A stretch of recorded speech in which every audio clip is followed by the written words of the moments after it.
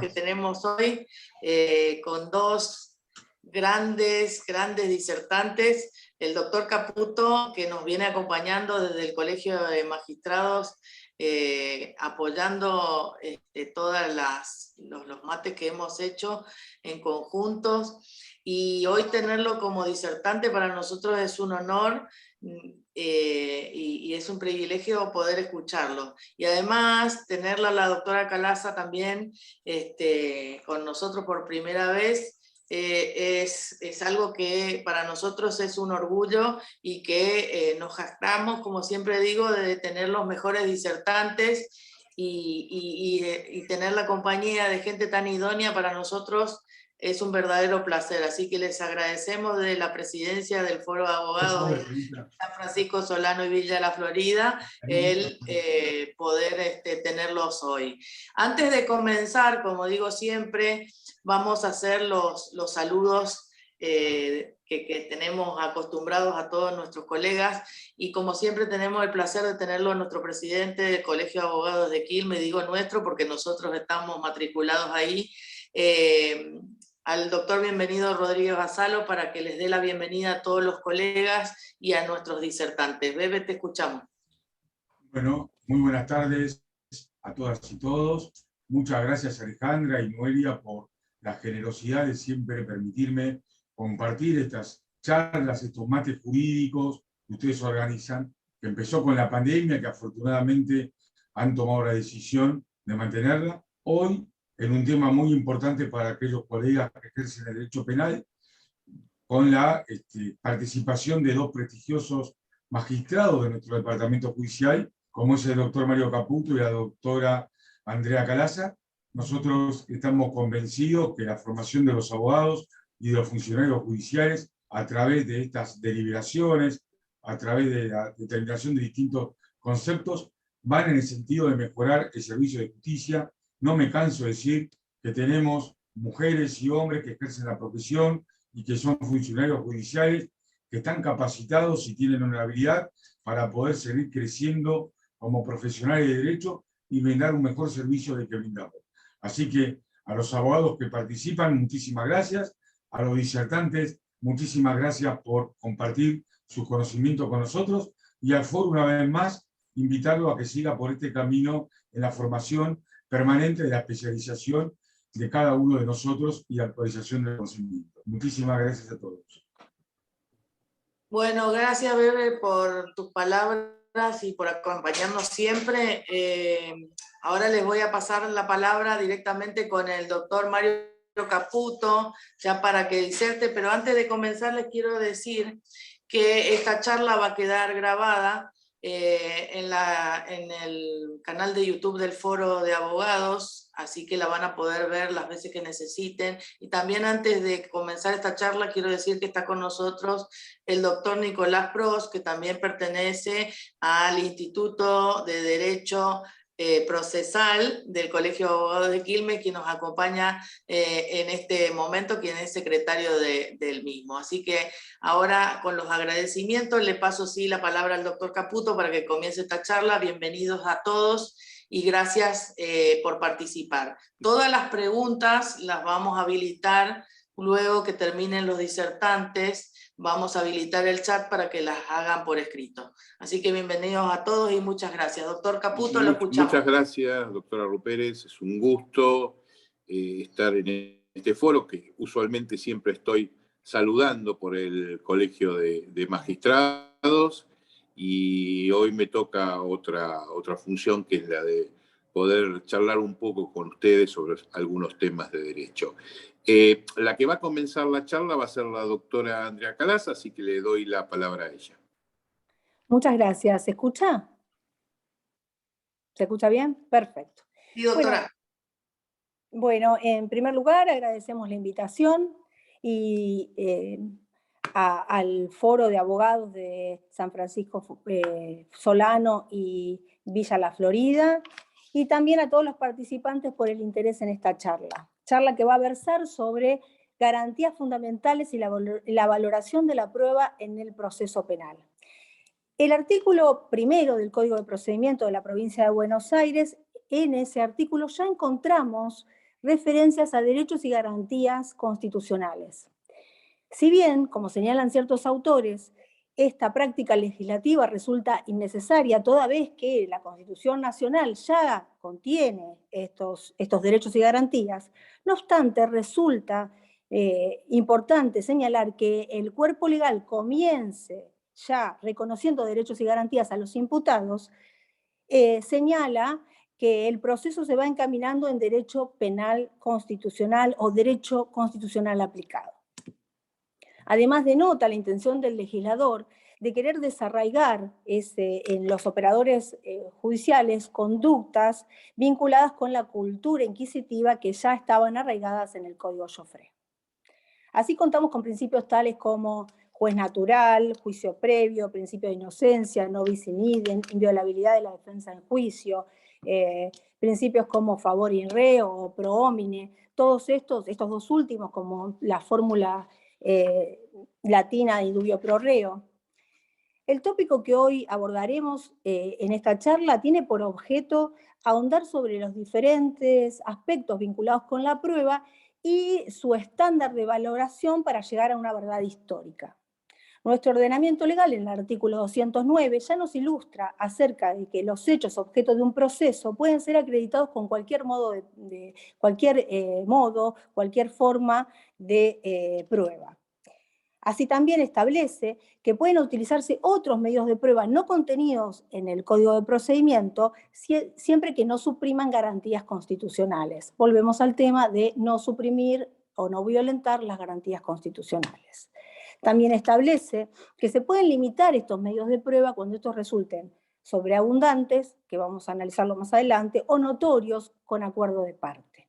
El artículo 210 reza sobre la forma de valoración de esa prueba. Para la valoración solo se exige al juez expresión de su convicción sincera sobre la verdad de los hechos juzgados, es decir, el desarrollo escrito de las razones de cómo llegó a esa convicción, es decir, la fundamentación, la motivación. El juez al momento de evaluar los elementos de prueba no puede dejar de considerar la lógica del razonamiento que lo lleva a esa decisión, a la resolución del caso. No queda necesariamente sometido a reglas preestablecidas por el legislador, como ocurría con la valoración de prueba tasada, ¿sí? Ahora, la íntima convicción razonada es el método de evaluación y justificación de la conclusión de jueces profesionales, es decir, los jueces de juicio oral, respecto de los elementos que se reproducen en un debate. La prueba testimonial es el elemento probatorio por excelencia dentro de un debate oral, especialmente en un sistema acusatorio donde existe el examen, el contraexamen, ya que decimos que los testigos son los ojos y los oídos de la justicia. Resultan también de interés otros medios de prueba, dependiendo de lo que se intenta reconstruir o probar, así como, por ejemplo, la prueba pericial tiene mucha importancia en delitos como tenencia de estupefacientes, donde la pericia química es la herramienta por excelencia que nos permite distinguir si la sustancia secuestrada es prohibida conforme al artículo 77 del Código de Fondo, o sea, el Código Penal, y en el caso de ser esa sustancia prohibida, la cantidad de dosis umbrales que fueron secuestradas, también para poder denotar la afectación a la salud pública. Otra prueba que tiene importancia durante el debate es la prueba documental, o durante el proceso penal es la prueba documental. ¿En qué delitos tiene trascendencia esta prueba? Por ejemplo, en el delito de estafa, en título de usurpación de títulos y honores, en delitos como usurpación, en el caso del artículo 181 del Código Penal, cuando agregar la escritura pública implica demostrar el carácter de propietario o dueño de una cosa inmueble. Así, todas estas evidencias, cuando ingresan al proceso, tienden a sustentar para la parte su teoría del caso.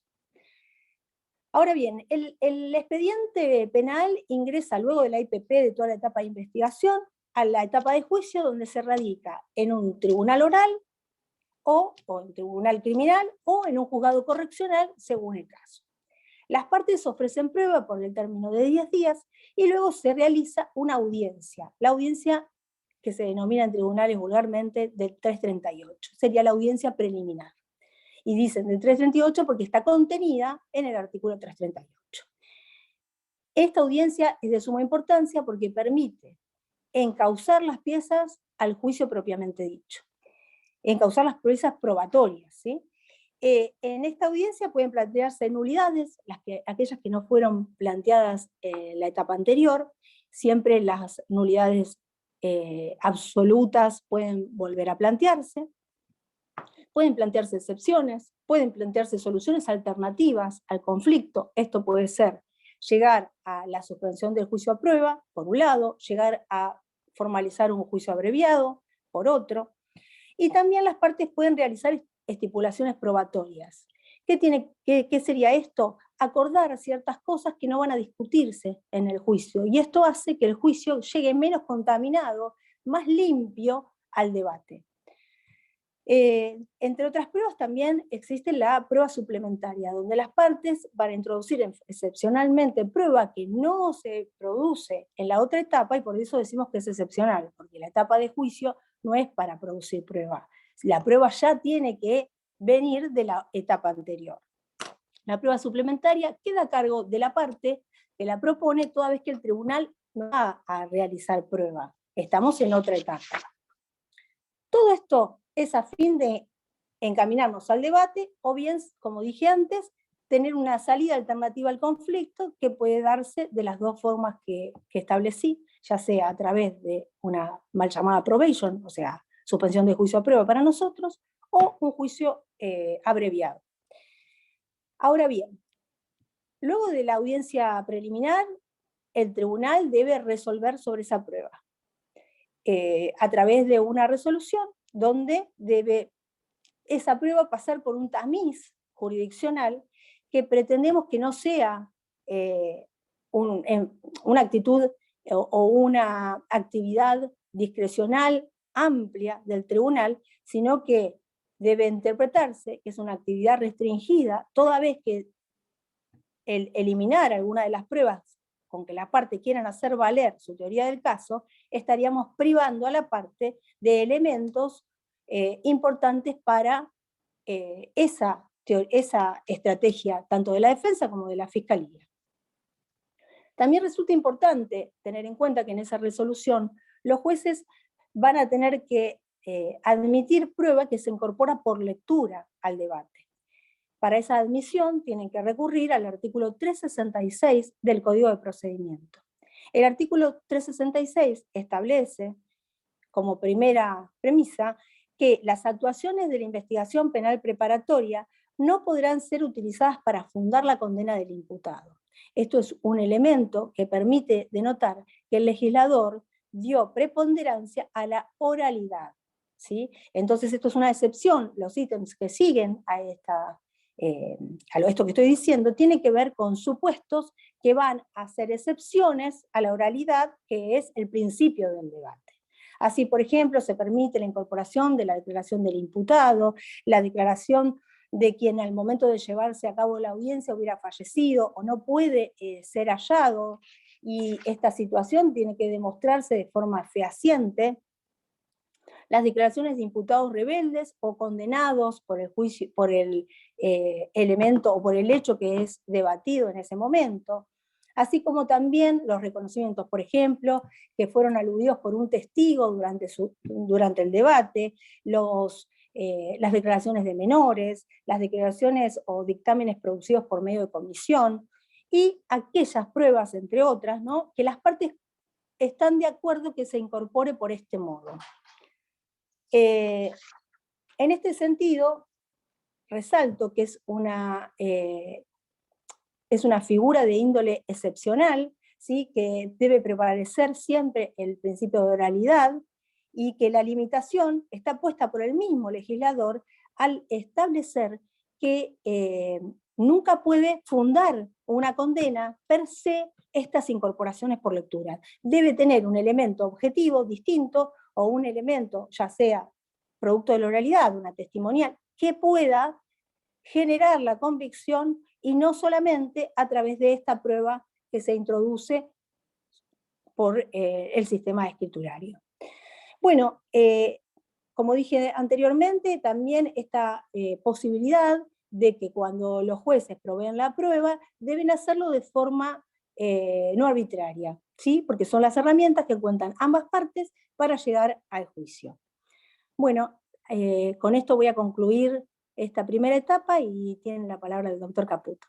Muchas gracias, doctora. Bueno, a mí me toca empezar con una de las pruebas, que es tal vez una de las pruebas fundamentales, que es la prueba testimonial, los testigos. Y es así que, sin duda, es lo que ha marcado en algún punto el paso del inquisitivo al acusatorio, ha sido la recepción de la prueba en una sala de juicio, con la inmediación de los jueces, con la posibilidad de los jueces de ver y escuchar a los testigos. A partir de allí, y fundamentalmente también como un componente de la defensa en juicio, la posibilidad de controlar y contradecir a los testigos de cargo. Esto es indiscutible, uno de los pasos del inquisitivo al acusatorio. Entonces, si vamos a esta prueba fundamental, cuando el testigo está presente no hay muchos problemas. El problema está cuando hay que incorporar por lectura. El problema está cuando el testigo llega de otra manera. ¿Y cuándo llega de otra manera? Y ahí tenemos que empezar a hacer jugar diferentes preceptos, diferentes interpretaciones. ¿Cuándo se puede incorporar un testigo por lectura? Tenemos, entonces, la regla indiscutida, que es la oralidad, que es el testigo frente a los jueces, frente a las partes, como la posibilidad de ser controlados, con la posibilidad de contradecirlos. Tenemos, por otra parte, en un plafón inferior, pero a la vez con bastante control, que son los anticipos extraordinarios de prueba y las declaraciones de los niños, niñas y adolescentes en lo que llamamos cámara Gesell. ¿Y por qué en un estándar un poco menor, pero que a la vez todavía guarda esta cuestión de la posibilidad de controlar y contradecir? Porque el anticipo extraordinario de prueba, si bien se hace en una etapa usualmente previa a lo que es el juicio oral, porque se realiza cuando estamos en posibilidad de que el testigo no pueda ir al debate. Tenemos, por ejemplo, vamos a ver un caso, tenemos un testigo que está gravemente enfermo y que dudamos que pueda llegar con vida al debate, hay que escucharlo. Se escucha en la otra etapa, pero se escucha con el control de la defensa, se escucha con la posibilidad de la defensa de contradecirlo y de controlarlo. En otra etapa, en una etapa previa, lo que lo pone en un escalón inferior a lo que es la oralidad propiamente dicha, el testigo, en la etapa oral, pero no deja de ser un testigo que su declaración es controlada judicialmente. Por otro lado, también los testigos, esta es una incorporación en el 102 bis y 102 ter del Código a partir de la ley 13954. Son las declaraciones testimoniales de niños, niñas y adolescentes prestadas ante un profesional, un psicólogo, un profesional especialista en maltrato y abuso infantil, que va a velar por el resguardo de su integridad física y moral del niño, pero esto va a ser ante una cámara Gesell, esto va a ser grabado, esto va a ser filmado, esto delante del fiscal, delante de las partes, no delante propiamente porque saben cómo es la cámara Gesell, o sea, es una sala contigua, pero sí con la posibilidad de participación. Por eso, y en definitiva, esto luego con la posibilidad de reproducir en el juicio, para evitar fundamentalmente este menoscabo. Fundamentalmente estamos hablando de delitos sexuales, de delitos en los cuales los niños han sido víctimas de estos delitos tan graves, que es muy común por otra parte. De esta manera se evita esa nueva victimización de tener que concurrir varias veces a tribunales, varias veces ante jueces en una instancia oral. Entonces, esto está en un segundo plano, por debajo de los testigos que debaten, que están en el debate, que están propiamente en el debate. Pero después tenemos los testigos que nos permite el artículo 366 incorporar. Y ahí ya viene algo un poco más de crisis.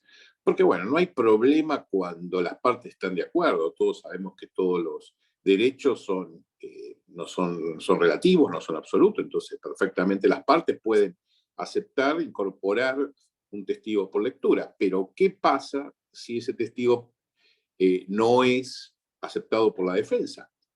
Que eventualmente, que lógicamente no pudo escucharlo y no pudo en otra etapa, tal vez.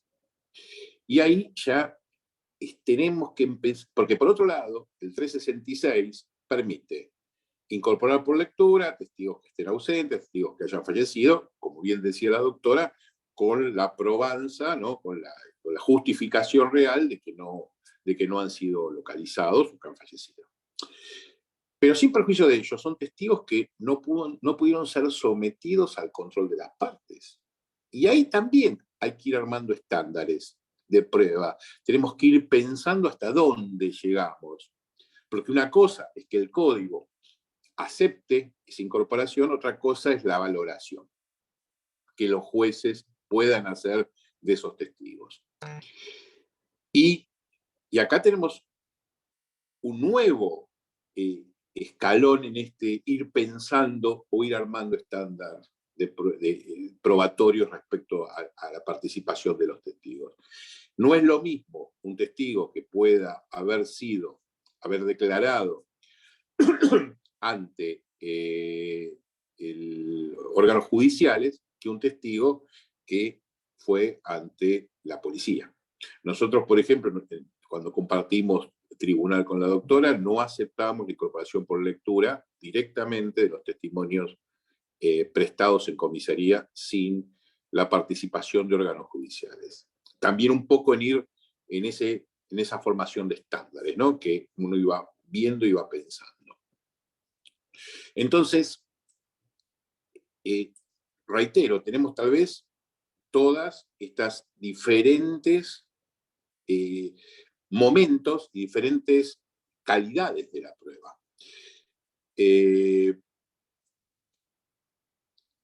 Esta incorporación del tipo extraordinario de prueba, perfecto, pero alguien me podrá decir, bueno, entonces, si en la primera etapa fiscal y defensor se ponen de acuerdo y lo escuchan, ya está, porque hubo control. En algún punto podemos decir que hubo control, pero en otro punto tenemos que decir que se desvirtuaría lo que es el juicio propiamente dicho, porque el juez del juicio no lo estaría escuchando, lo estaría escuchando tal vez un juez, como el juez de garantías, pero no el juez del juicio, no el juez que va a tener que, a partir de su íntima convicción, ir determinando qué validez le da a ese testimonio, qué fuerza probatoria le da. Y en este tren que estamos de ir verificando diferentes estándares, yo creo que en primer lugar tenemos que ver qué dice los pactos internacionales.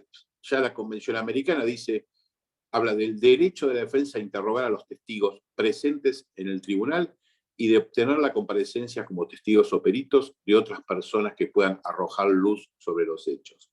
El Pacto Internacional de Derechos Civiles Políticos, en el 14.3, dice el derecho a interrogar o hacer interrogar los testigos de cargo y obtener la comparecencia de los testigos de descargo, y que estos sean interrogados en las mismas condiciones que los testigos de cargo. Está claro. Si bien la Convención habla de testigos presentes y el Pacto de testigos de cargo, en tren de hacer interpretaciones, siempre por el principio pro homine tenemos que pensar la interpretación que conceda más y mejores derechos, ¿no? Es claro, nosotros somos jueces de la Convención, no somos jueces solamente de la Constitución, somos también jueces de las convenciones. Y en este punto creo que es claro lo que dicen los artículos. Y es claro que excepcionalmente solamente se va a poder incorporar un testimonio por lectura. Sabemos que en la práctica pasa, que a veces es necesario, pero la realidad es esta. Ahora bien, algunos dicen que ante esta posible crisis que pueda haber entre el texto de las normas convencionales y tal vez el Código de Procedimientos, en el artículo 366, para algunos podrían pensar entonces es inconstitucional. Yo no comparto esta posición, yo creo que los jueces pueden perfectamente declarar incorporados sus testimonios, pero después valorar la prueba conforme la totalidad de la prueba y ahí verificar cada testimonio qué fuerza probatoria tiene. Esta es una posición, Sanchinetti, por ejemplo, dice que la declaración de constitucionalidad resulta innecesaria, puesto que es suficiente con proclamar la exclusión de la base probatoria de toda prueba de cargo que el acusado o su defensor no hayan podido controlar. Realmente adhiero a esta posición, por eso se la leo de un importante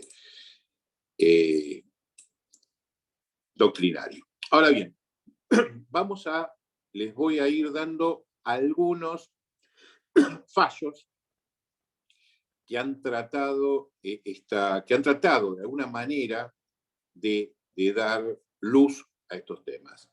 Siempre, y esto lo digo siempre tal vez en las clases que doy en la facultad, al principio el primer fallo que siempre vemos es el fallo en Europa. Los tribunales europeos siempre van un pasito adelante, luego tenemos los fallos de nuestros tribunales americanos y por último siempre nuestra corte adhiriendo a estas posiciones. Entonces empecemos a mirar el año 86, hay un fallo, un Terpentinger versus Austria, que es de fecha 24/11/86.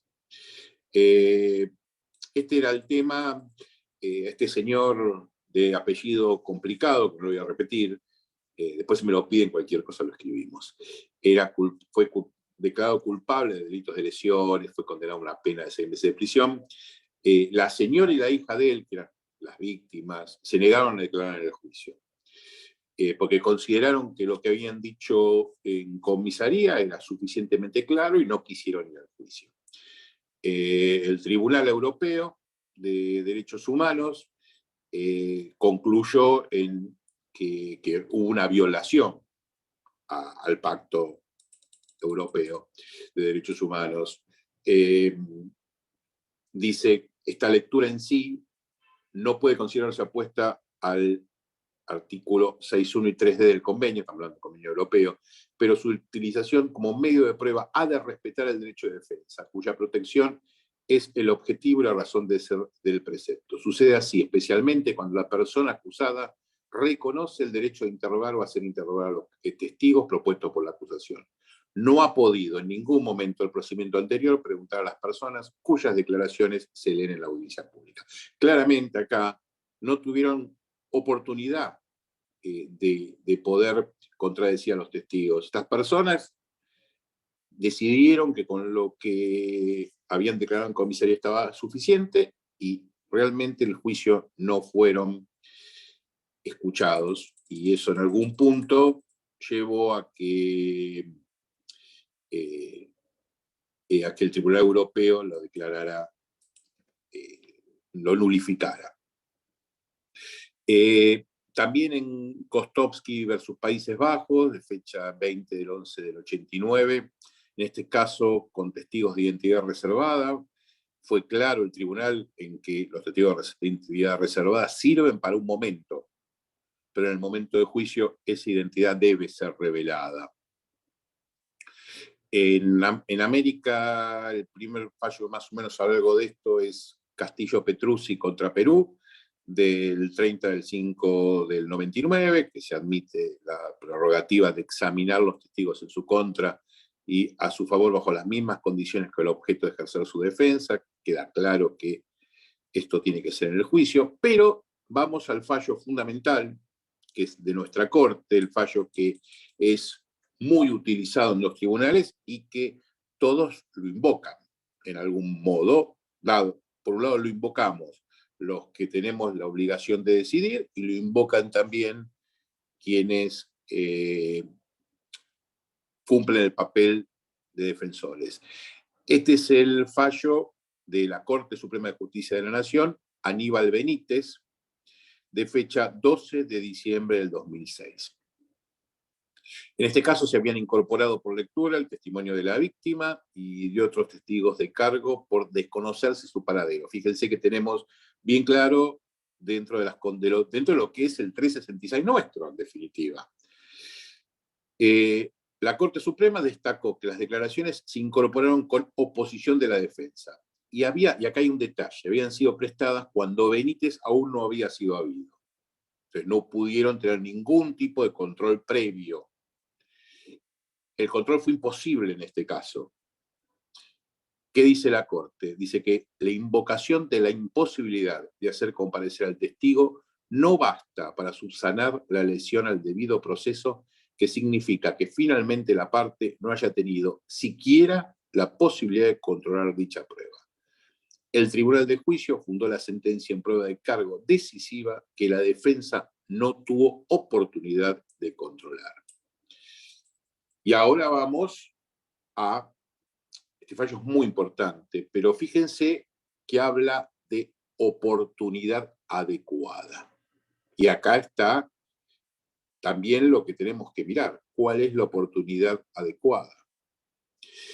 En este caso no hay dudas porque realmente no habían podido, Benítez ni siquiera estaba en juicio, así que ni siquiera había sido encontrado, por ende no había forma de que puedan tener control. Pero ¿qué pasa si hay algún tipo de control? Esto que hace poquito les estaba diciendo, por ejemplo, que hayan sido tomadas las declaraciones ante sede judicial y hasta con el control de la defensa en la otra etapa. Yo creo que esta forma de trabajo atenta, por un lado, contra lo que es la desformalización del IPP, ¿no? Que estamos hablando tanto de desformalizar, tendríamos que formalizar mucho, porque estas declaraciones, si estamos hablando de declaraciones prestadas con control de la defensa, con control de la fiscalía, hacemos casi un simulacro de juicio oral en una etapa ajena al juicio oral. Entonces, no es lo ideal, pero puede pasar. Y puede pasar con los anticipos extraordinarios de prueba, puede pasar con lo que tiene que ver, y ahí entra a jugar otras cuestiones que la Convención de los Derechos del Niño, entonces, y ya se complica, y entran a jugar otros factores. Entonces, desde este lugar, la oportunidad adecuada, si bien es el juicio oral, cuando rigen los principios de oralidad, inmediación, contradicción y publicidad, hay casos excepcionales. Y estos son estos anticipos extraordinarios y también los casos de la Cámara GESEL de los niños, niñas, adolescentes. Entonces, creo que el estándar más eficiente para la garantía es aquel en el cual se acepte el juicio oral como la oportunidad para receptar testimoniales como elemento de prueba. Y se restrinja la posibilidad de adelantar testimonios de etapa previa bajo similares parámetros, salvo y solo en casos de excepcionalidad. Y lo que también decía que puede incorporar con los requisitos procesales, pero eso no implica después valorarlos.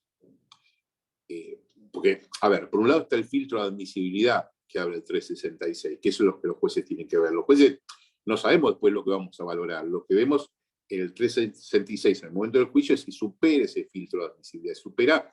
O sea, ¿qué significa esto? Que realmente tal vez el testigo haya muerto, que el testigo esté ausente. Pero eso no impide luego denunciar y apreciar la ilicitud, si realmente el testimonio no va a ser utilizado.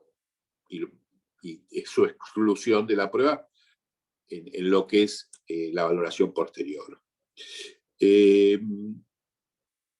Por otra parte, este derecho de la confrontación se fundamenta en dar a la defensa una herramienta que permita testear cuál es la calidad de la información que introduce el testigo de cargo, porque eso también es lo que va a dar confiabilidad a la evidencia. La garantía la da el poder examinar, contraexaminar, exponer si puede haber una mentira, desafiar la memoria del testigo, y a partir de ese comportamiento darnos a los jueces la posibilidad de decidir con qué testigo nos quedamos y con qué testigo no. El derecho a interrogar es un derecho instrumental, pero a la vez sirve como un objetivo para la rectitud de la decisión del órgano judicial, para evitar una injusticia. A medida que escuchemos a los testigos, que esos testigos sean realmente expuestos, vamos a estar mucho más seguros. La Corte Europea, por ejemplo, indica en lo que denomina medidas de contrapeso o contrabalanceo, remiten al análisis del modo en que el jugador se ha aproximado a la valoración de la declaración previa del testigo ausente, de la disponibilidad de fuerza probatoria de otra evidencia de cargo, de la existencia e idoneidad de medidas procesales que hubieran sido adoptadas para compensar la falta de una oportunidad de interrogar a uno o más testigos del juicio. En ese sentido, se debe verificar si la declaración previa del testigo no disponible está corroborada por varios elementos de prueba independientes entre sí. Entonces, habla de un balanceo con las demás pruebas, con el resto de los elementos probatorios. No podemos, el veredicto no puede apoyarse exclusivamente en la declaración de un testigo que la defensa no ha tenido posibilidad de interrogar. Sí, lo que puede es utilizar este testimonio para completar, para hacer la reconstrucción histórica y completar con otros elementos importantes en este juego de balanceo. Y eventualmente excluir. Bueno, ya hablamos, tal vez les voy a dar un par de fallos más, pero en líneas generales la idea, pero voy a dar un par de fallos más para que otra vez que los tengan. Alfonso de la Corte, ¿no? Del 25/9 del 2007, que directamente la Corte de Nación, estoy hablando siempre, ¿no? Indica que no es válida la incorporación por simple lectura de las declaraciones prestadas solo ante la policía. Después tenemos el fallo Barbone, que es del 2008, de la Corte también, que en algún punto, ¿se acuerdan que durante un tiempo era común hacer tal vez juicios, una especie de simulacro en el juicio, en el cual se iniciaba el juicio oral, pero se incorporaban todas las testimoniales por lectura, porque había una especie de acuerdo? Bueno, en este caso, en este fallo, la Corte dice que no se puede convalidar un debate en cuyo desarrollo no se produzca prueba alguna, porque se falsificaría el sistema de la oralidad y se vaciaría de contenido a la instancia del juicio. En definitiva, son fallos que nos van también dando algún tipo nos van acompañando un poco en esto que venimos diciendo. También el fallo de la Corte Interamericana, Norin Catrinar contra Chile, en el cual habla de los testigos de identidad reservada y esta imposibilidad de hacerlos valer y ya estamos hablando de un fallo de la Corte Interamericana, esta imposibilidad de hacerlos valer en el debate, salvo que comparezcan. La identidad tiene que ser develada. El testigo tiene que tener la posibilidad, las partes tienen la posibilidad de a estos testigos confrontarlos. Sí, obviamente hay casos de flexibilización, que son estos que vimos para evitar una nueva victimización. Los casos de los niños, los casos de las cuestiones sexuales, pero que estos se inordinan en el tema de evitar una nueva victimización, pero que es una flexibilización que tiene que ver con proteger la identidad física, psicológica de la víctima, pero tampoco implica no cumplir la oralidad, sino que de alguna manera lo que se va a hacer en estos casos, como bien ya lo estábamos diciendo, es hacerlo junto con peritos, en otra etapa, pero con cámara Gesell, que no se pierda de alguna manera la posibilidad de los jueces de ver al testigo, de escucharlo, aunque sea en forma virtual, ¿no? Entonces, la realidad es que dentro de la formación de estos estándares, voy a concluir, tenemos que pensar que el lugar donde los testigos tienen que declarar es en el juicio, con el control de la defensa, con el control de las partes. La realidad es que otra no puede ser. El resto es, dentro de los parámetros estos, de ir formando estándares razonables para la incorporación por lectura, pero siempre dentro de estos estándares que estamos viendo y estos fallos que hemos analizado. Así, bueno, le doy la palabra a la doctora Calassi, que luego a disposición. Bien, bueno, ahora voy a analizar, así sucintamente, sobre la prueba pericial y sobre la prueba indiciaria. Respecto de la prueba pericial, sabemos que cuando la evidencia para ser evaluada necesita un conocimiento especial, debe recurrirse a ciertos sujetos que tienen ese conocimiento especial. El perito es un sujeto que tiene ese conocimiento, ya sea en alguna materia, por su ciencia, arte o profesión, que le permite analizar ese elemento que ya fue incorporado al proceso, dándole un sentido específico que se lo transmite al juez o jueza. Sabemos que este dictamen no es obligatorio para el juez, no es vinculante, aunque el juez para descartar ese dictamen debe fundarlo. Resulta de interés ahondar sobre la regla de cientificidad que tienen los dictámenes periciales, y esto tiene que ver con los estándares probatorios que venimos charlando. Sabemos que el uso de la prueba científica se ha dado ampliamente, incrementado a raíz del crecimiento, el desarrollo de las ciencias forenses. Esto se ve reflejado en la justicia criminal, por ejemplo, a través de los análisis genéticos, de la geolocalización de las personas a través de las terminales telefónicas, dando entonces más sustento y seguridad a las decisiones jurisdiccionales. En relación a las ciencias duras, no genera mayores problemas. En cambio, cuando en relación a las ciencias humanas o sociales, como la psiquiatría, la psicología, estos dictámenes muchas veces son cuestionados por las partes, porque no tienen la misma fuerza probatoria, la misma certeza ese dictamen que la prueba científica. En este aspecto, por ejemplo, puedo señalar el informe victimológico que se realiza en los delitos sexuales, donde el valor que le tiene que dar el juez, o que le da el juez, si bien no es de certeza absoluta, sino que son elementos convalidantes de lo sostenido por el entrevistado, ¿sí? Entonces, per se no van a dar esa certeza. Sí, como lo dijimos, en la valoración global de la prueba que debe cotejar el juez a fin de decidir. Ahora, respecto de la prueba indiciaria sabemos que en nuestro ordenamiento existe la libertad probatoria y el principio de la sana crítica racional, pudiéndose valorar los elementos de prueba conforme las reglas del recto entendimiento humano, sin sujeciones, sin tasación legal, como habíamos dicho. Entonces existe la posibilidad de alcanzar esa certeza a través del hecho de la participación de un sujeto en ese hecho, a través de prueba indirecta, siempre que esa prueba sea unívoca.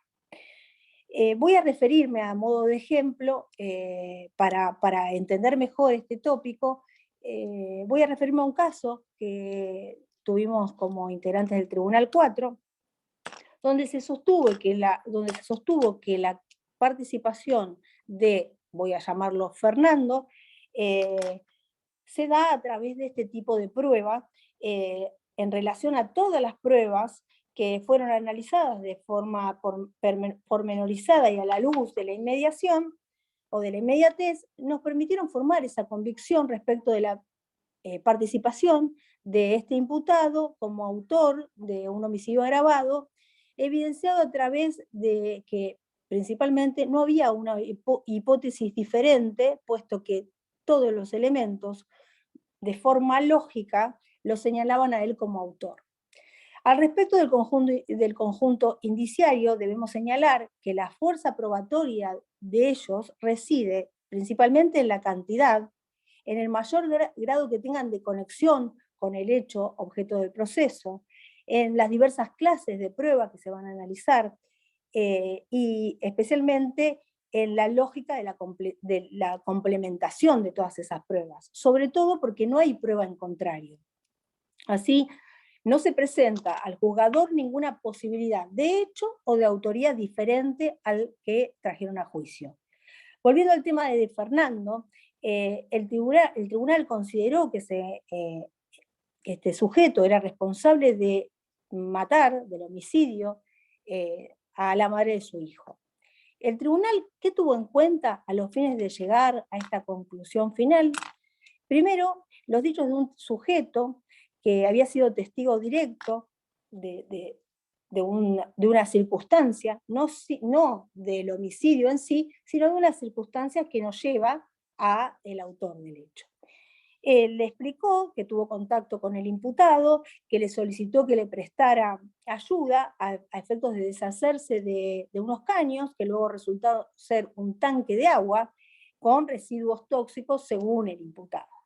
Se presentó en la casa con una camioneta, ya estaba en posesión de ese tanque, el imputado, un tanque de agua, con una tarima de madera para luego llevarlo a un arroyo y arrojarlo. Previamente, esto fue en el arroyo Las Piedras de la localidad de Tucumán. Lo empujó el mismo imputado con la tarima que utilizó. Fue el imputado quien abrió ese tanque de agua, introduce piedras para que se hunda. Luego de esa actividad le pagó a este sujeto por la ayuda y le solicitó que guarde secreto. Hasta no podía contárselo ni a la esposa que el imputado conocía. Entonces, en ese momento el tribunal se pregunta, ¿puede el encantado decir que desconocía el contenido, que en el tanque se encontraba el cuerpo sin vida de la madre de su hijo? Claramente no podría desconocer el contenido de ese tanque que él mismo llevó al arroyo, que él le puso, que lo abrió para disponer las piedras. Antes de retirarse de la casa del testigo, le ofreció quedarse con la tarima a modo también de deshacerse de ese elemento de prueba. Esta tarima a posteriori fue secuestrada por los preventores y luego de ciertas pericias se pudo afirmar que fue apoyada esta tarima en el tanque de agua que se hallaba en el arroyo ya mencionado, surgiendo del testimonio de una ingeniera que depuso en el debate oral y público que existía una vinculación entre el tanque y la tarima de madera secuestrada en la casa del testigo, lo cual refuerza o da crédito a los dichos de ese testigo, permitiendo esa conexión también. Se cotizó la manipulación efectuada por el imputado, el pedido de ayuda y de guardar secreto. Otro elemento era la mala relación que tenía con la víctima de autos. También se sumó un móvil que podía ser el presunto embarazo de la víctima, ya que ella ya lo había exteriorizado a otras personas. La presencia de reactivo luminol en ciertas partes de la casa de la víctima, donde ella vivía con su hijo. Ese resultado positivo en lugares específicos como la bañera, el vanitori y otros lugares también dan un indicio. Que faltaba el tanque de agua en esa casa es otro de los indicios. Que el imputado tuviera la llave del lugar. Y otro elemento convalidante es el resultado de los testimonios de la psicóloga y la psiquiatra que denotan que el imputado tenía una conducta con rasgos perversos y era narcisista. De este raconto de evidencias cargosas, todas apuntaban a Fernando, como autor de este aberrante hecho. Es decir, todos los caminos conducían a él.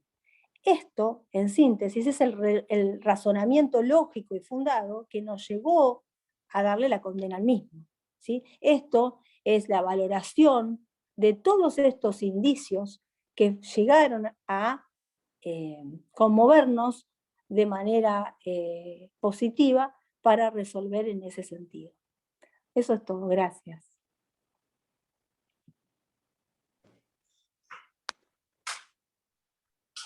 Bueno, si hay alguna pregunta, quedamos a disposición. Bueno, vamos a habilitar entonces el chat para que los que quieran hacer una pregunta la leemos y en algún caso, si no se entiende bien, le habilitamos el micrófono para que puedan explicarle a los disertantes y ellos puedan responder a sus preguntas. Bien. Genial. A ver, vamos a mirar quién es el primero que se anima a hacer la pregunta. Yo estuve escuchando, me fui y vine porque justito aparecieron personas que no debían acá en el estudio, así que tuve que ir a manifestar que estaba ocupada. Pero me quedó una duda, a ver si no lo escuché, les pido disculpas, pero a ver si me la pueden responder. Actualmente se ha pedido, por ejemplo, la declaración testimonial de algunos testigos, por ejemplo, la concubina de una persona fallecida que estaba imputada en una causa penal, fallece y se hace otra causa penal de averiguación de ilícito por la muerte de esta persona detenida, ¿no? Cuando la cónyuge o la concubina viene a dar declaración testimonial, ella manifiesta que una de las personas, uno de los policías que lo detuvo al marido, le dio una patada voladora, dice. Palabras textuales, ¿no? Patada voladora. Y que eso es lo que le produjo que lo tuvieran que internar de urgencia, extirparle el vaso, y eso le dio supuestamente la muerte, ¿no? Ahora, cuando la defensa pide que vuelva a declarar esta señora porque tiene inconsistencias con las demás declaraciones bueno, de los demás testigos de la causa, se oponen, tanto el juez de garantía como la fiscalía, diciendo de que no querían revictimizar a la señora y que ella se encontraba siendo en este caso una víctima por ser la concubina o cónyuge del señor fallecido. ¿Esto es tan así o por qué se impide a la defensa poder volver a manifestar, siendo que la defensa no estuvo presente el día que la señora declaró en la fiscalía y se le impide realizarle preguntas manifestando esta situación de la revictimización? Entiendo cuando es algún abuso sexual o algún delito parecido, pero en este caso específico, ¿nos pueden impedir a la defensa hacer este tipo de pedidos? Bueno, el tema que realmente, a ver, vamos a separar los momentos de lo que es el momento de la investigación y el momento del juicio. Si hay una imputación y hay una persona que llega a juicio, esta mujer sin duda va a tener que declarar en el juicio, no va a tener ninguna oportunidad de no declarar, porque es fundamental su testimonio. Entonces, y ese testimonio tiene que ser en la sala de juicio oral y tiene que ser con la posibilidad del abogado de preguntar. Esto es así, no va a poder en el juicio decir no quiero revictimizarme, al juicio no voy. Que es un poco lo que les contaba yo del fallo histórico, ¿no? de Europa, de la Convención del Pacto Europeo, el fallo Umpentendirger, si el nombre es un poco complejo, versus Austria, que lo dice claramente. Ahí tenemos un caso, que era una víctima la hija de la víctima decían, no, ya está, ya declaramos en comisaría, no vamos a declarar de vuelta. Y el fallo fue declarado nulo, el fallo del tribunal oral, porque no pueden hacer eso, tienen que ir al juicio. Los únicos casos en que por cuestiones de no victimización, no revictimización, no concurren al juicio, son los casos, y esto también con pinzas, porque también pueden llegar a ir al juicio, de niños, niñas y adolescentes, siempre y cuando se haya hecho la cámara GES, siempre y cuando con presencia de un perito psicólogo, un perito experto en el tema. Gracias, doctor. Acá hay otra pregunta, no sé, para el que quiera responderla, ¿no? El doctor Gustavo Palma pregunta, en la incorporación de testigo y víctima por lectura, ¿también corresponde la incorporación en caso por fallecimiento antes del debate? Sí, si es por fallecimiento, se incorpora, pero después, digamos, no puede ser, aunque realmente lo hayamos incorporado porque supera lo que es la cuestión de admisibilidad, debe ser admisible porque, bueno, ha probado la muerte por medio de un certificado de función, el testigo es incorporado. Ahora bien, se puede leer su testimonio, pero si es un testigo, y ahí vamos a ir armando, ir pensando estándares probatorios. Si este testigo, por ejemplo, declaró solamente en comisaría, aunque se haya muerto, no nos sirve. Si este testigo declaró como un anticipo de prueba, puede servir más. Y si este testigo no pensábamos que se iba a morir y se murió, y ahí tendremos que ver cuán dirimente es el testigo y con el resto de la prueba en este balanceo y contrabalanceo, qué importancia tiene. Si el testigo está solo, tampoco va a tener validez. Va a tener validez desde el punto de vista que superó la etapa de la admisibilidad, pero lo que no va a tener validez como fuerza probatoria. Entonces, Perdón, ¿puedo agregar algo? sí. Cuando se hace la admisibilidad durante el debate, en la resolución que hacen los jueces, muchas veces dicen se incorpora teniendo en cuenta la ulterior valoración que va a hacer el tribunal de esa prueba. Y esto tiene que ver cuál va a ser la fuerza probatoria que le vamos a dar a esa incorporación en relación a otros elementos, como dijo el doctor Caputo, que se van dando durante el desarrollo de ese debate. La prueba que se encuentra incorporada ya, los testigos, otro tipo de prueba. Pero cierto es que en sí misma la prueba aislada no puede tener la misma fuerza probatoria que una testimonial que escuchó ese tribunal de juicio. Perfecto, doctora. El doctor Pros pregunta, mencionaba el doctor Caputo que no hacen lugar a la incorporación por lectura de declaraciones en sede policial. ¿Qué criterio tendría a la incorporación, pero de declaraciones en sede de fiscalía, sin control de la defensa, por no ser notificadas?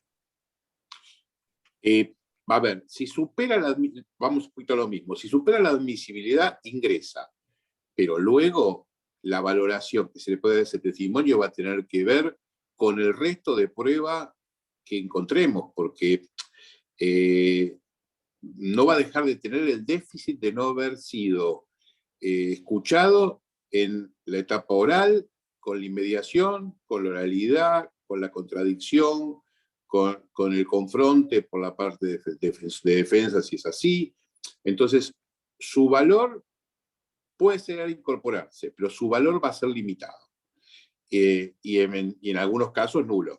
En algunos casos tal vez ni siquiera lo valoremos porque si ese testimonio no se coincide con el resto de los testimonios, directamente ni se valora. Bueno, después tenemos otra, el doctor Palma agradece a la doctora Calaza y la doctora Arce dice que lo que cambia es la valoración. Nancy dice, doctor, consulto, como el tema era la valoración de la prueba en el juicio oral, pensé que se iba a hablar de alegatos finales y concretamente quería saber si allí se tiene que poner jurisprudencia y si hay alguna fórmula para mostrar las inconsistencias de los testigos, peritos, etc. En síntesis, si hay alguna forma preestablecida de hacerlo. Muchas gracias. No, yo creo que en los alegatos no hay una forma preestablecida de hacerlo. En los alegatos lo que hay que hacer, a ver si estamos hablando de la defensa, es contestar al fiscal. Contestar al fiscal lo que el fiscal haya impuesto y revisar la prueba que el fiscal haya tomado como cierta. Ni siquiera toda la prueba, porque si el fiscal no menciona una prueba y no, a la defensa no le sirve, pasa por alto. Pero sí revisar toda la prueba del fiscal y si, a ver, la defensa lo que tiene que hacer es armar una teoría del caso, claramente, y ver dentro de su teoría del caso cómo resultó después del debate. Y a partir de ahí afirmarse en lo que tenga positivo, y muchas veces los alegatos finales no necesariamente, a ver, muchas veces se van a encontrar con que tal vez el mejor alegato sea ver los atenuantes y agravantes, porque tal vez está suficientemente probada la autoría y responsabilidad, y suficientemente probado el hecho, y no tengan mucha salida. Entonces, en lugar, tal vez ahí es por otro lado. Pero eso, cada caso es distinto, cada caso, pero tienen que ver la fuerza de cada etapa de lo que el fiscal ha dicho. La fuerza del hecho, tal cual viene descrito, la fuerza de la autoría y responsabilidad, tal como viene, y desde ahí es importante los atenuantes, es importante los agravantes, es importante la pena solicitada y la calificación legal. Entonces, digamos, el defensor tiene que revisar todo, porque muchas veces un cambio de calificación puede ser un éxito tremendo, y no va a dejar de ser un veredicto de culpable. Entonces, depende de qué es lo que tienen y qué pasó en el juicio. Si puedo agregar algo en relación a esto que estamos hablando sobre la incorporación de elementos al debate por lectura, una buena estrategia de la defensa es hacerle notar al juez que no hay ningún elemento que pueda apoyarse en relación a sustentar esa valoración, porque o hay contradicciones con otros elementos, para que el valor probatorio de lo que ingresó incorporado por lectura vaya perdiendo credibilidad y no tenga el mismo valor probatorio, la misma fuerza probatoria.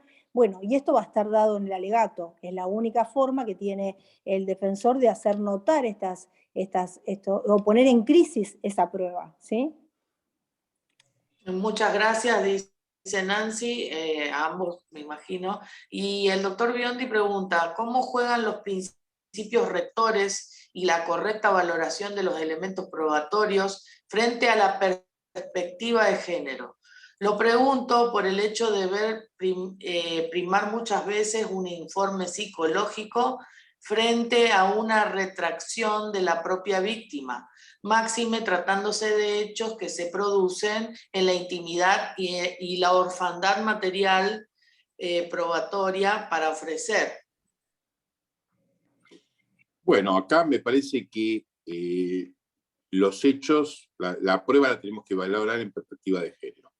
Esto es, los jueces estamos permanentemente teniendo que tener, haciendo cursos, permanentemente haciendo cursos de ley Micaela, tratando de cambiar algunas cuestiones, algunos pensamientos, y la visión tiene que ser desde el lugar de perspectiva de género. Y sí puede pasar a veces que una retractación no tenga la suficiente fuerza ante algunas cuestiones periciales que tal vez nos puedan indicar un camino distinto. Cada caso es un mundo, pero lo fundamental es que en los casos de género hay que pasar por el tamiz de la perspectiva de género, indudablemente. Genial, doctor. No veo otra pregunta. A ver si alguien quiere hacer una pregunta, y si no, los dejamos descansar a los doctores que ampliamente han estado brindándonos su conocimiento y del cual estamos totalmente agradecidos los que estamos presentes en este momento en este mate jurídico. Me parece que debe ser, digo yo, si la prueba va a ser más valorada en esta etapa del debate oral, tendría que ser más corta entonces la etapa inicial del juicio, ¿no? La IPP, a ver si podríamos acortar mucho los plazos y no tener tantos detenidos en esa etapa, pudiendo esperar a juicio en el debate oral y ahí saber directamente si tienen que estar detenidos o no. Creo yo, ¿no? Es una opinión personal, no sé qué opinan ustedes. Y una opinión completamente cierta. A ver, cuando en el año 98 empezamos a pensar en este nuevo proceso acusatorio que se imponía en la provincia, se hablaba de una investigación, un IPP totalmente desformalizada para llegar rápido al juicio oral. La realidad es que está muy distante de eso, pero el objetivo debe ser ese. El objetivo debe ser juicio oral rápido, juicio oral y que esto sea, que la investigación penal preparatoria solamente tenga que ser para llegar al juicio con las medidas cautelares que sean necesarias, pero realmente lo fundamental es el juicio. El escenario del sistema acusatorio es el juicio y no la instrucción, como decían antes, hoy investigación preparatoria. Bueno, el doctor Pros me pidió para hacer una pregunta por micrófono, así lo escuchamos, doctor. Ningún problema. Gracias, Doc. Bueno, estamos absolutamente convencidos, ¿no? Obviamente, de la perspectiva de género y la capacitación constante, ¿no? de aplicar los criterios con esta perspectiva. Pero la pregunta sería, por ejemplo, en una valoración probatoria, quizás con alguna falencia, ¿no? Con una especie de, quizás de contradicciones entre la prueba y algunos faltantes que quizás, perdón, ahí el llamado, que quizás no podría llegar a haber una certeza, ¿no? ¿Podría suplirse esta certeza y se podría inclinar la balanza por el lado de la perspectiva de género a pesar de alguna falta de certeza en la valoración de la prueba a la hora de una sentencia? Mirá, sin perjuicio que nosotros tenemos que tener una certeza definitiva, una certeza absoluta para poder llegar a una instancia condenatoria. Obviamente que esa certeza la tenemos que hacer pasar por la mirada de la perspectiva de género, pero no nos tienen que dar dudas. O sea, si dudamos, el principio indubio pro reo que está vigente siempre y debe estar vigente siempre, sea el caso que sea. Así que eso no cambia. O sea, la perspectiva de género es importantísima, pero no deroga el resto de los principios constitucionales. Claro. O sea, no podemos decir indubio contra reo porque pesa más tal vez la mirada de una víctima de género. Si hay dudas, y si realmente tenemos dudas, tenemos que ir hacia la absolución. Pero siempre la mirada, las declaraciones, las tenemos que pasar por ese tamiz.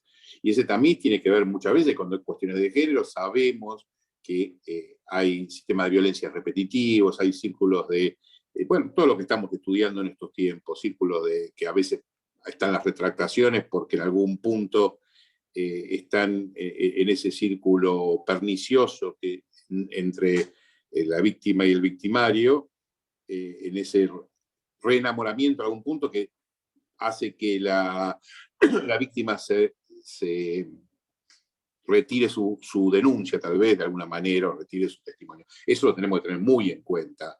O sea, y si hay dos testimonios, valorar bien y ver eventualmente por medio de pericias. O sea, esa prueba, no quedarnos solo con esa prueba, sino que valorarla integralmente. También dentro de todas estas nuevas miradas que estamos teniendo del tema de la violencia, ¿no?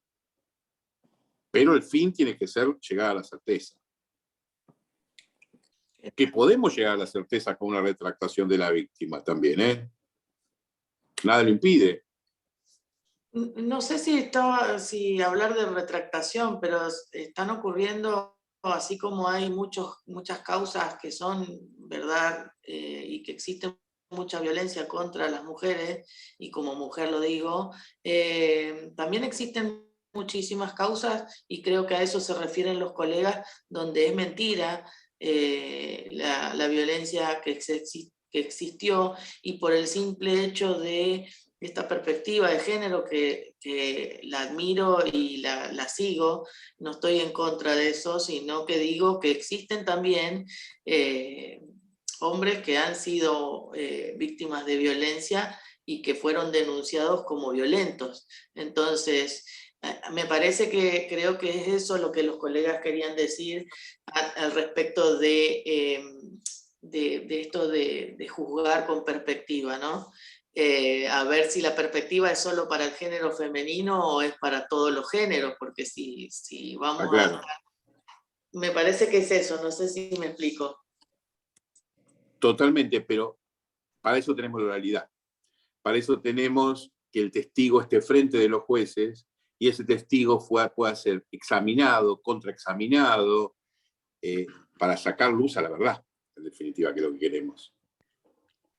Igual, Tal cual, por ahí, totalmente de acuerdo. si me permiten, yo igual, la pregunta no es por algún caso o algunos casos en particulares, sino que quizás a veces en instancias inferiores, a veces suele prevalecer la perspectiva de género. Yo, a ver, no por una cuestión de cuestionar la perspectiva de género, sino que quizás puede ser por un tema de duda, sale a favor, obviamente, la valoración por ese lado y no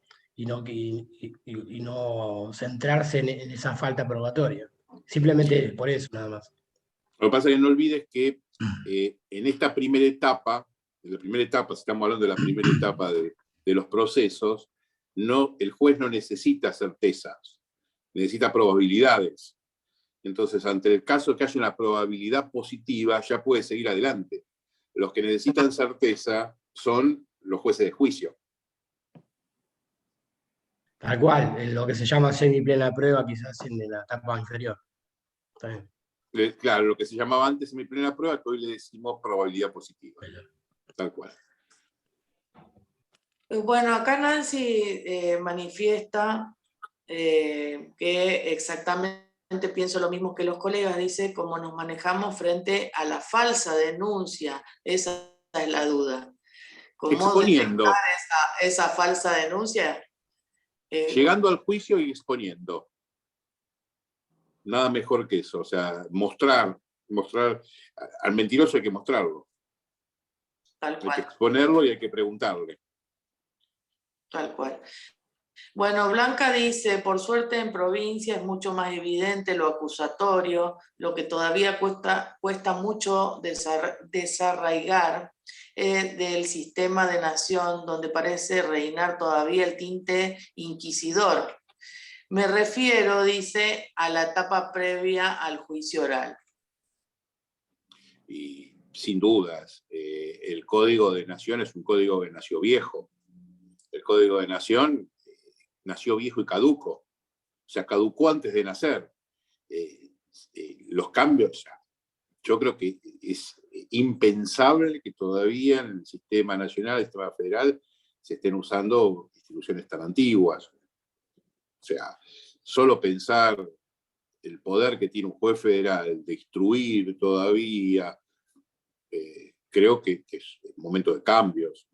Bienvenido. A ver, la provincia de Buenos Aires, en esto ha sido una de las provincias más adelantadas, que tenemos ya un juicio. Yo siempre digo, pensemos que nuestro primer redactor nuestro primer código, el Código Joffre, allá por los años 20, ya tenía juicio oral, pese a que no se usaba mucho.